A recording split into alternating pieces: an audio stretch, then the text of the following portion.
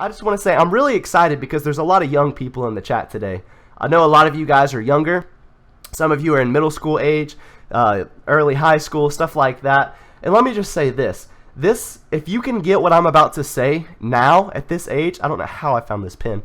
If you can get what I'm about to say at the age that you are now, dude, you will literally change your world. You will change the world by changing your world, because that's where it starts. 16, yeah, if you get this now, you will be ahead of literally everyone. If you want to be that one person to where anytime, you know how there's that one guy that anytime they enter the room, you notice that they're there? Anytime they enter the room, it's like, oh, hello, he's here. We know he's here. He makes the environment. He makes what it is. And I know every single one of you guys want to be like that. If you don't, that's fine. That's fine too.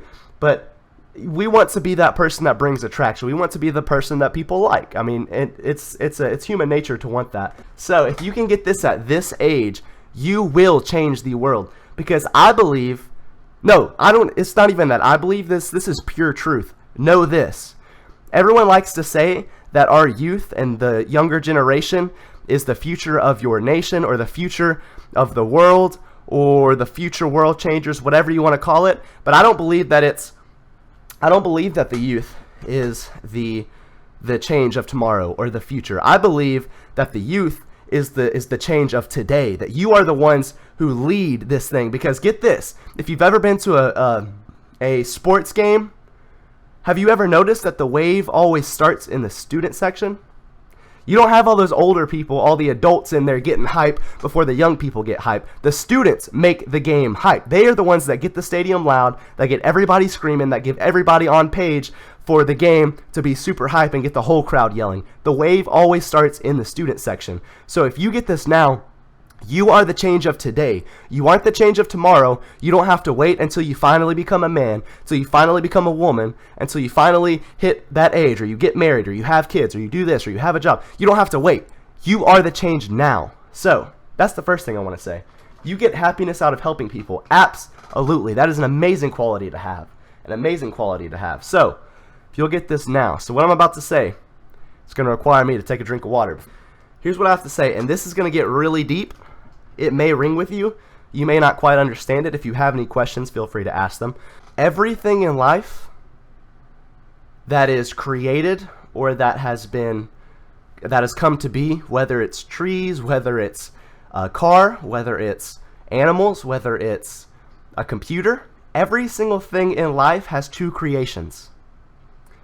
The first is the blueprint. It is the imaginary creation, the creative creation of what it is. Before any carpenter works on a house, before anyone builds a house, don't you notice that they go and they make the blueprint and they come up with a plan to make sure that the entire house is going to work? Because they would be a fool if they didn't come up with how it's going to happen and they just went out there and started placing bricks, expecting a house to be built. They had to create a blueprint, had to picture the house in their mind, had to picture what it's going to be before the house was built. That is the first creation, is the imaginary creation. Then the second is the authentic, concrete creation of something. So the actual building of the house is the second creation, and that's when it actually comes to life. With that being said, I want to say this. If you want to be the change of the world, if you want to be a leader, if you seek leadership, or if you seek to live your fullest life and share your love unto others, or as Sir Dies-a-Lot says, to get happiness out of helping people, if you want to do that, it requires innovation. Every single leader has to think innovatively. Did you know that our ancestors, so let's think back thousands of years ago. We can think of someone like Moses, or if you don't want to make it biblically, then we can say Muhammad, or whoever you want to say, anyone from the old time around Moses' time, or the Philistines, or anyone back in those time periods. Did you know that they could have flown a jet? They could have flown a helicopter. They could have ridden in a car. They could have had internet, World Wide Web. They could have, what else, man? They could have had refrigeration that works, microwaves, smartphones. Did you know Moses could have had a smartphone? Think about it. Because here's why. Nothing in this world today is new compared to what it was. Everything that exists today is built up from the same materials that have been on the earth from the very beginning. We've had the same animals, we've had the same trees, we've had the same plants and such, and people believe in natural evolution and things like that, but it's still the exact same principle. Everything is still the same. We've had air, we've had oxygen, we've had the ozone layer, we've had dirt on the ground, we've had rocky soil, we've had sand, we've had heat, we've had cold. Everything that exists today existed thousands of years ago. They could have flown jets. Moses could have been the Wright brothers and created the first airplanes. Could have, because the same materials existed. The difference is it takes innovative thinking to see something before it ever becomes that thing. So regular people see sheep as sheep. Innovative people, leaders, look at a sheep and they see clothing. Regular people look at a cow and they see a cow. Innovative people look at a cow and they see a brand new pair of shoes. They see food for the week. They see milk that builds up strong bones and things like that. Innovative people see something beyond what the natural substance is in and of itself. Everything involves two creations. Everything. So, furthermore, that means what you want to do with your life. Your life's purpose isn't going to just find you. You don't just follow your heart and one day it happens and you live your dream life. Yay! It doesn't work like that. If you want to live your purpose, the number one thing that undeniably you know that you were birthed on this earth to do, the thing that's been in your heart, the thing that's been on your mind, and it consistently revolves in there. You sit at school cramped up and you hate doing school because you're always thinking about what you're going to do with your life. That was me. If you're always thinking about what you're going to do, how you're going to do it, where you want to be in life. You think of your dreams. Your dreams require planning. If you want to get to your purpose, if you want to get to your destiny, it requires planning.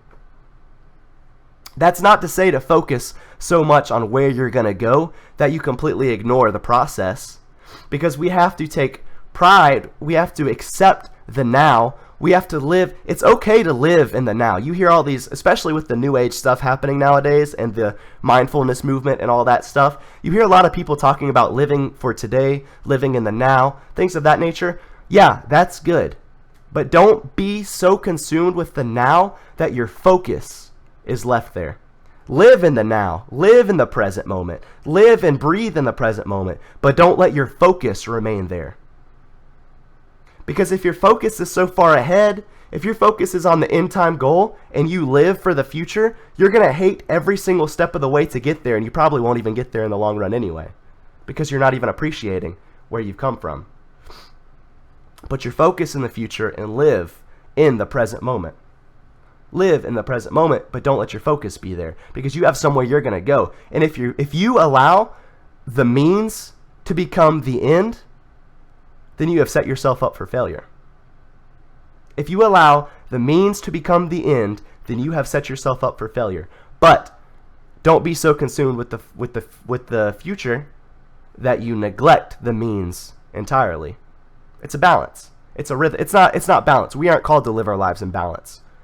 A lot of people say live your life, live a balanced lifestyle. That's great. That sounds good and it's great. But I want to challenge that, because I don't think we should live our lives in balance.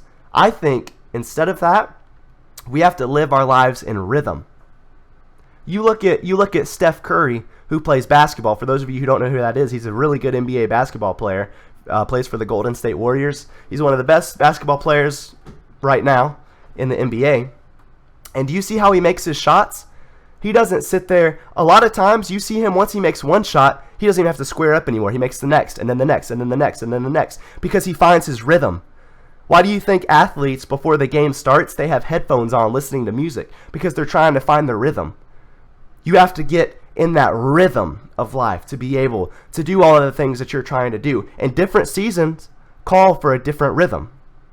Right now, I can give a lot of time towards my family towards my brothers and spending time with my father, I can afford to do that because I have extra time now.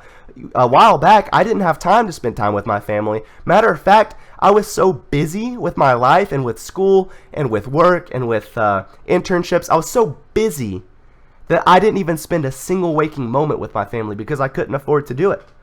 I would only be able, maybe one weekend every 2 weeks. But now I get to pretty much every day I create a time frame. I eat lunch with my father. I make it a priority to eat lunch with my father. And then I spend time because my oldest brother has been staying with us lately. So I spend time with my oldest brother as well. Because I can do that. I have a different rhythm in this season. If you haven't come up with a name for your season, go back and watch that video and make the name for your season before you figure out your rhythm. Anyway, but yeah, everything in life revolves around two creations. You have to plan for your future. If you want to get somewhere, you have a destiny to get to, and you know somewhat of what it is, write it down, make it plain on paper, and focus on getting there. Let everything that you do revolve around getting there. So if I want to be a millionaire, do you think living above my means and buying a crazy car or a crazy house right now is going to help me become a millionaire in the future? No, it doesn't revolve around that mission. It doesn't revolve around what I've written down to set myself out to do. Yeah, Kyle. So live in the present moment, enjoy the present moment, but don't let your focus remain in the present moment. And because everything in life is pretty much a two-sided coin, don't allow yourself to be so focused on the future that you neglect the present moment. There's two sides to that. I wanted to only say one of those, but I fear that someone will hear the first one and they'll end up putting themselves on the other side of the spectrum, and you can't do that. You have to live in rhythm. Do you see all the issues going on in the world right now? You can be an innovative thinker. You can solve that problem. Moses could have flown a jet. It didn't take until thousands of years later before we're flying jets. Someone had to cultivate that. Someone had to come up with a smartphone. Steve Jobs had to invent the computer. Like, we had to have this stuff come from an innovative thinker for it to even be brought about. You can do those things today.